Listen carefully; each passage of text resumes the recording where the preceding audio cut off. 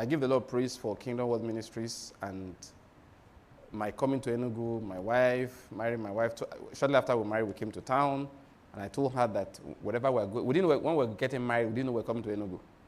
But we wedded in December, by September, we were in Enugu. So the year before, I didn't know I was coming to this city. It was not even planned at all. I just knew that I might be leaving Lagos. I wasn't sure, okay? So shortly after I got married, we came to Enugu, and then I told her then that we're going to preach. So we came to town, and of course, Kingdom was started. And so over the years, things have happened. We've been preaching, and every time I get testimonies, that's where I'm going. You get testimonies of how the word has affected people. If I want brother give me a testimony in Oka that I told my wife, it looks like people even have more faith in what I preach than I do. I don't know whether you get my point. When he said if I enter their house, that 3 different people are listening to Pastor Bankie on 3 different, side by side. Look, you open this door, somebody's playing one message. You open this other door. Okay, that your guy. And as I tell the story about his life. After I had to tell him, say, bros, I did go Enugu. The story was long. The story was really long. Describing how the word has formed him every step of the way. It would just describe this. Then this began to happen. Then I was thinking, what will I do? Then I tuned in and you said this. And exactly what I needed. No, he just kept on going and on. I heard those testimonies again and again and again and again and again. And this is where I'm going. You know what they used to scare me when I heard those testimonies? I told my wife, I said, now wow. I said, do you know we too could have said, let's go and look for money first. Yeah. Now that thought scares me. That is, you mean we could have said no. Now let me tell you something. People never tell God, no, I'm not doing it. You have been called to ministry, I know they go. They don't tell him that. We are too afraid of him, most of us, to do that. Almost every time where we make our mistakes is what we do first. Let me first go and bury my father. Let me go and tell the people bye-bye. Let me go and make money first.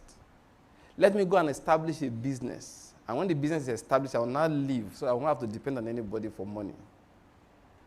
Let me go first. That's always almost always what the problem is. You think them must say, let me leave Paul entirely? Say, no.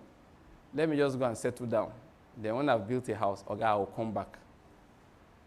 It's what we do first that's usually the problem.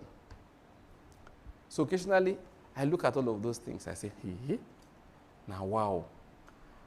So I tell my wife, we'll just be discussing. I say, you mean so we could have said no? Now, no in that regard. We could have gone to do something else first.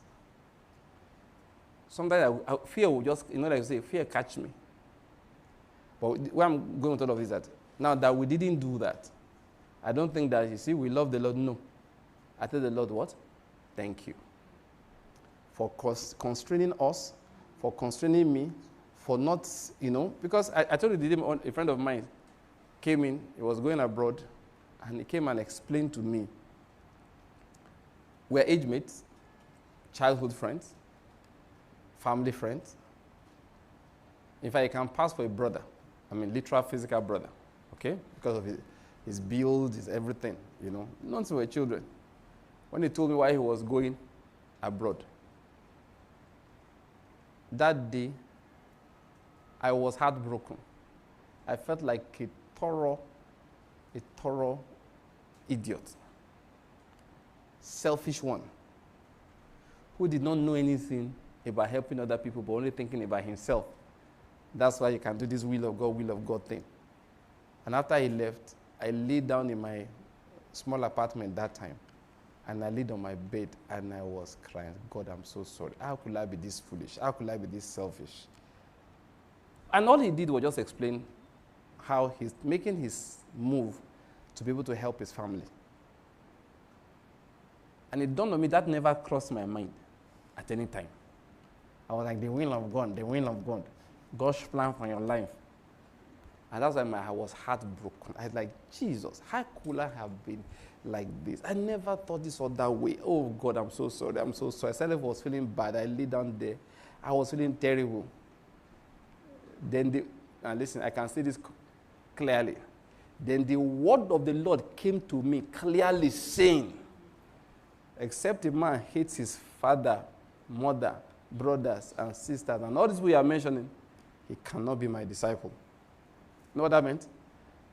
Wipe this your crocodile tears. Get off from there. I love them more than you love them. I have more ability to take care of them more than you have. So pretend like you are better than me, kinder than me. Look at you. Are you their God? That's what he said in effect.